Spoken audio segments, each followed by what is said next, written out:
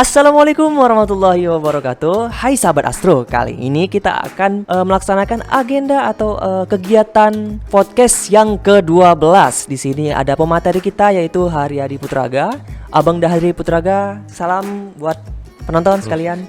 Assalamualaikum, selamat pagi. Ya, baik. Nah, kali ini kita akan mengangkat tema yaitu fenomena astronomi akhir tahun 2021. Nah, ini sungguh luar biasa kali karena kita nanti kan akan memasuki tahun 2002 ya, Bang ya? 2022. Oh, 2022, salah. Oke. Jadi bisa sedikit Bang dijelasin fenomena akhir tahun nanti apa-apa saja sih yang akan ada gitu. Nah, oke, karena sekarang itu bulan November. Jadi yang paling dekat itu adalah hujan meteor. Jadi hujan meteor Leonids nanti akan terjadi pada tanggal 17 sampai 18 November. Yang puncaknya itu ya antara tanggal 17 sama 18 November tadi. Biasanya bisa terlihat menjelang subuh. Banyak hujan meteornya adalah sekitar 15 hujan meteor per jam. Jadi maksudnya dalam 1 jam itu sendiri ada sekitar 15 hujan meteor yang bisa terlihat di sebuah tempat yang memang benar-benar gelap. Jadi misalnya kalau di Kota Medan sendiri itu kan ada dalam skala Bortel ya. Skala Bortel Kota Medan itu masuk di kelas yang dalam kota. Jadi yang pernah saya dapatkan, pernah sih bisa lihat hujan meteor di Kota Medan, tapi hanya satu yang melintas. Selain karena cuacanya yang banyak berawan dan cahaya polusi langitnya juga tinggi, jadi kalau kita mengamati di Kota Medan mungkin hanya bisa terlihat satu dalam rentang 2-3 jam. Nah, jadi kalau misalnya kita ke tempat yang gelap, nanti kita bisa survei juga, ataupun tempat yang pernah diobservasi oleh FUMSU di sekitar daerah Paropo, daerah dekat Danau Toba. Di situ langitnya benar-benar gelap, langitnya penuh bintang bisa terlihat, galaksi juga sangat baik terlihatnya. Di situ kemungkinan besar bisa terlihat lebih banyak. Jadi dalam waktu 1 jam itu mungkin bisa sampai 6-10 hujan meteor bisa terlihat. Nah, itu yang paling dekat. Dan setelah itu ada gerhana bulan. Jadi gerhana bulan nanti, gerhana bulan parsial di tanggal 19 November, situ tuh bertepatan dengan bulan purnama. Ya memang kalau gerhana bulan sendiri terjadi ketika bulan purnama, karena kan ada posisinya gitu kan, posisi antara matahari, bumi dan bulan, yang bulannya berada paling ujung, ya saat itu memang fase purnamanya. Lalu juga, dan biasanya setelah terjadi gerhana bulan, 14 hari kemudian akan terjadi gerhana matahari. Nah, biasanya seperti itu. Setelah ada gerhana bulan, 2 minggu setelahnya itu kan masuk ke dalam fase bulan baru. Nah, ketika fase bulan baru biasanya terjadi gerhana matahari setelah gerhana bulan. Dan gerhana matahari yang terjadi nanti pada tanggal 4 Desember. Nah, 4 Desember itu sendiri nggak bisa terlihat di Indonesia, jadi hanya di belahan bagian selatan saja. Nah, yang gerhana bulan tadi kebetulan di Kota Medan tidak bisa teramati karena ketika proses terjadi gerhana bulannya itu berada di sebelah timur, dan ketika bulan terbit di Kota Medan itu pas gerhananya telah selesai. Jadi kebetulan telah memasuki fase gerhana penumbra. Jadi gerhana bulan totalnya sudah selesai, masuk ke gerhana penumbra akhir, dan ketika bulan terbit menuju ke fase akhir daripada gerhana penumbranya. Jadi di Kota Medan tidak bisa teramati gerhana bulan tersebut. Dan juga nanti di bulan Oktober ada hujan meteor lagi, namanya hujan meteor Geminid. Nah, itu yang cukup baik karena posisinya juga cukup tinggi. Jadi mungkin kalau ada kawan-kawan punya kesempatan, bisa kita lakukan rencana sama-sama ataupun dengan tim komunitasnya untuk mengamati hujan meteor di akhir tahun nanti. Tapi tetap prokes, jaga kesehatan karena masih dalam masa pandemi Covid saat ini. Oh ya, sebenarnya juga ada lagi, ada komet. Ada 2-3 buah komet yang sedang mendekat di akhir tahun 2021 ini. Namun tidak seperti komet Neowise yang seperti tahun lalu. Kalau tahun lalu kan memang bisa terlihat ketika kita foto dengan kamera dengan latar belakang horizon dan langitnya, komet tersebut bisa terlihat. Namun 3 buah komet yang pada tahun ini harus menggunakan alat khusus, yaitu menggunakan teleskop yang memiliki resolusi yang baik dan juga pembesaran yang cukup tinggi, sehingga bisa mendapatkan dokumentasi komet pada akhir tahun ini. Oke, ada lagi Bang? Kira-kira dijelasin? Udah, itu aja. Itu aja ya. Iya. Saya sebagai orang awam nih punya ada beberapa pertanyaan. Apa sih keunikan dari yang Abang jelasin tadi, fenomena-fenomena yang akan terjadi di akhir tahun ini? Uniknya apa gitu? Jadi yang paling unik itu menurut saya di bulan November ini, di saat gerhana bulan. Jadi di saat gerhana bulan itu ada 3 buah fenomena, yaitu yang pertama bulan purnama, yang kedua bulan purnamanya itu berada dalam jarak terjauh dari bumi ataupun biasanya disebut dengan micro full moon. Jadi kalau bahasa Indonesianya purnama mikro. Dan yang terakhir ya karena ada fenomena gerhananya. Gerhana bulannya terjadi ketika bulan itu dalam jarak terjauh dari bumi kita. Jadi bisa disebut micro full moon lunar eclipse. Nah, jadi kalau bahasa medianya mungkin seperti itu sih, mikro apa? Bulan kecil ya gitu? Iya. Bulan kecil. Micro full moon eclipse. Dia purnama tapi dia kecil gitu kan? Nggak seperti yang biasanya. Mungkin seperti Iya, itu. cahayanya mungkin akan lebih sedikit kurang terang daripada biasanya. Kira-kira itu disebabkan oleh apa Bang ya? Apa ini yang disebabkan? Mungkin mikro bulan tadi, mikro full moon itu kenapa bisa seperti itu bentuknya? Padahal selama ini yang kita lihat itu kan gerhana bulan itu besar gitu kan, ada yang sedang gitu kan. Apa sih penyebabnya gitu kan? Mengapa itu bisa terjadi? Nah, itu ada biasanya yang mungkin terlihat di Indonesia pas kebetulan dalam fase supermoon. Kebanyakan ketika bulannya dalam posisi jarak terjauh. Nah, ketika dia berada jarak mikro, biasanya bulan itu berada pada posisi jarak terjauh daripada bumi kita, sehingga kan makin jauh, makin kecil terlihatan dari bumi. Makanya disebut sebagai micromoon.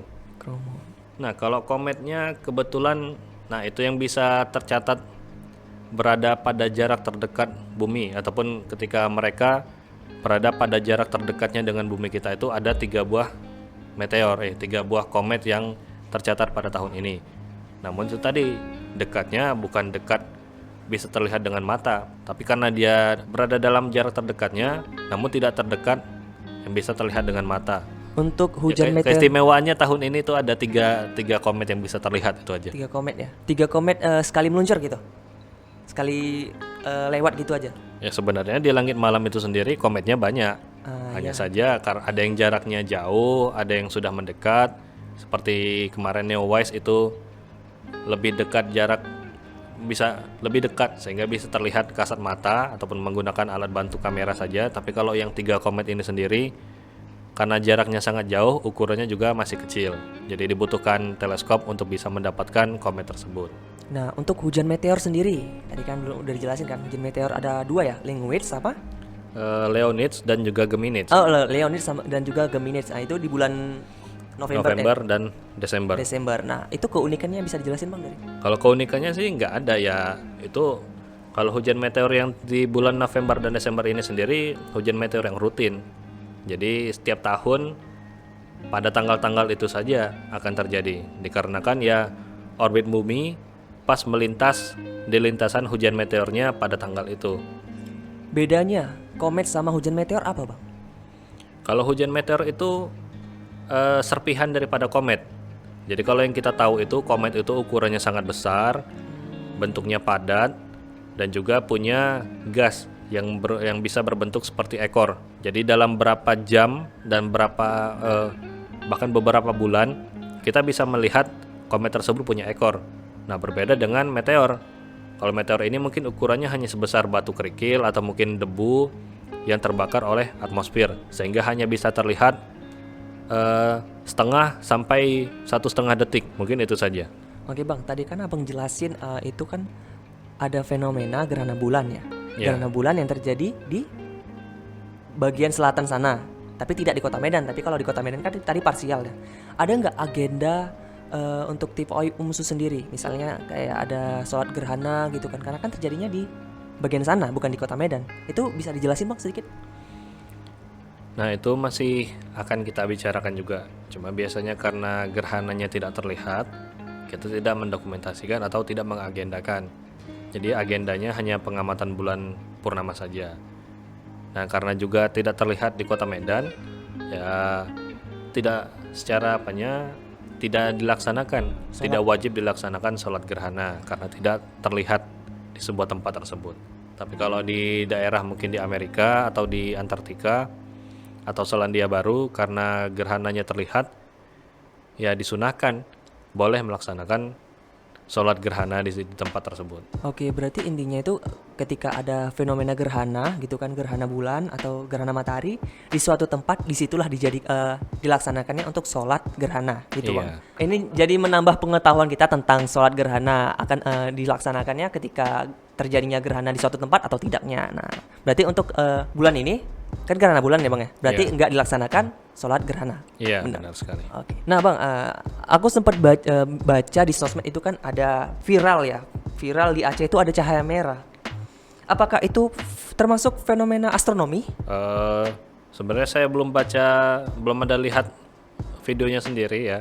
Cuman saya ada rekan saya juga nanya sama saya. Di situ ada katanya sebuah objek langit. Jadi ketika senja, objek langitnya terlihat berwarna merah turun.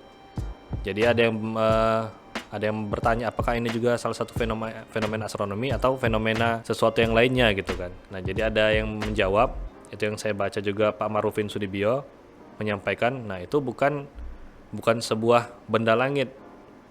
Juga ada tokoh lain juga menyampaikan itu sebenarnya adalah alat minta tolong. Jadi ada namanya flare. Flare minta tolong itu, flare SOS. Yang biasanya di orang kapal ataupun di peperangan gitu kan. Di sebuah tempat ini butuh bantuan. Nah, maka ditembakkanlah flare tadi ke atas. Jadi adalah gitu penandanya. Di sekitar sini loh yang tempat kami SOS-nya gitu. Oke, baik. Jadi mungkin ya ada tokoh atau orang yang kebetulan mendapatkan objek tersebut, benda tersebut digunakan. Jadi yang siapa yang menggunakannya dan apakah kebutuhannya juga masih belum ada dapat saya sih siapa orangnya gitu infonya. Pertanyaan selanjutnya bang, tahun depan itu ada nggak gerhana matahari atau gerhana bulan? Kalau tahun depan pasti ada. Pasti ada. Ya karena seperti saya sampaikan tadi ada dalam setiap tahun itu ada 2 sampai 3 kali terjadinya gerhana matahari dan diikuti oleh gerhana bulan. Jadi yang paling dekat itu ada pada tanggal 30 April. Itu gerhana matahari parsial. Itu bisa terlihat di sekitar Amerika Selatan, Antartika dan juga daerah Samudra Pasifik. Oke, catat tanggalnya, tanggal 30 April ya. Ya itu juga nggak kelihatan di Indonesia sih. Iya, tapi kan informasinya bisa sampai ke Indonesia juga gitu. Iya. Oke, mungkin nanti itu bisa dijelaskan di podcast selanjutnya. Nah, untuk pertanyaan selanjutnya, oke bang, rencana tahun depan apa sih agendanya akan dilaksanakan bang dari tim oi umsu sendiri? Mungkin untuk bulan depan atau bulan Desember itu kan di tanggal 25 ada tanggal merah tuh hari Sabtu. Jadi mungkin kalau ada kawan-kawan komunitas bisa menggunakan kesempatan tersebut untuk melakukan pengamatan ataupun melakukan perencanaan pengamatan astronomi. Jadi entah ke tempat yang gelap, ke tempat yang tinggi misalnya gunung, tapi tetap jaga protokol kesehatannya. Jadi mungkin kalau dari saya inginnya ada target bisa mendapatkan tempat terbaik gitu. Jadi kalau di Sumatera Utara kan tim OIP sudah ke pantai timurnya, ke tengah-tengah Sumatera Utara sudah, ke pantai barat sudah. Jadi mungkin kita menuju ke daerah utara ataupun ke daerah Aceh gitu. Jadi kalau di daerah Aceh sendiri ya harapannya bisa ke daerah paling utara ataupun daerah Sabang. Sabang ya? Iya. Kenapa daerah Sabang? Karena kan di Sabang ini sudah paling ujung. Nah, sudah paling ujung dia dikelilingi oleh lautan yang pastinya polusi cahaya itu rendah, sangat sedikit rendah. Selain itu dia berada pada daerah utara, sehingga kutub langitnya akan lebih tinggi daripada di kota Medan. Jadi memang harapannya bisa ada kajian juga sih dari tim OIF, bisa mengkaji ke daerah Sabang sana. Jadi apakah kajian kecerahan langitnya di sana, lalu kajian untuk melihat posisi Polaris di sana. Jadi kalau di daerah Sabang ataupun titik nol itu berada di sekitar 6 derajat lintang utara. Jadi posisi ketinggian Polaris itu berada pada ketinggian 6 derajat. Jadi kalau kita ambil foto Star Trail itu yang bintangnya bisa kelihatan bergaris itu. Nah, jadi kemungkinan yang paling baik itu hanya di Sabang. Jadi kalau di tim OIF sendiri kemarin Star Trail-nya nggak kelihatan bagian tengahnya. Jadi kalau kita bisa kaji di sana, dan harapannya juga tim OIF bisa melakukan observasi ke sana sih. Jadi memang selain itu kita bisa mendapatkan nilai kecerahan langit di sana, di daerah Aceh, paling ujung Indonesia, bisa mendapatkan foto-foto langit terbaik di sana, lalu bisa mendapatkan Polaris, bisa mendapatkan gambaran apakah hilal bisa dapat juga di sana. Yang paling besarnya adalah apakah kota Sabang bisa dijadikan juga tempat astrowisata. Jadi perlu ada kajian yang memang dilakukan. Jadi mungkin harapannya nanti kalau tidak ada pencabutan liburnya, mungkin tim OIF akan dengan senang hati lembur ke sana. Mantap sekali, luar biasa. Dan tentu saja mungkin kita juga bisa melakukan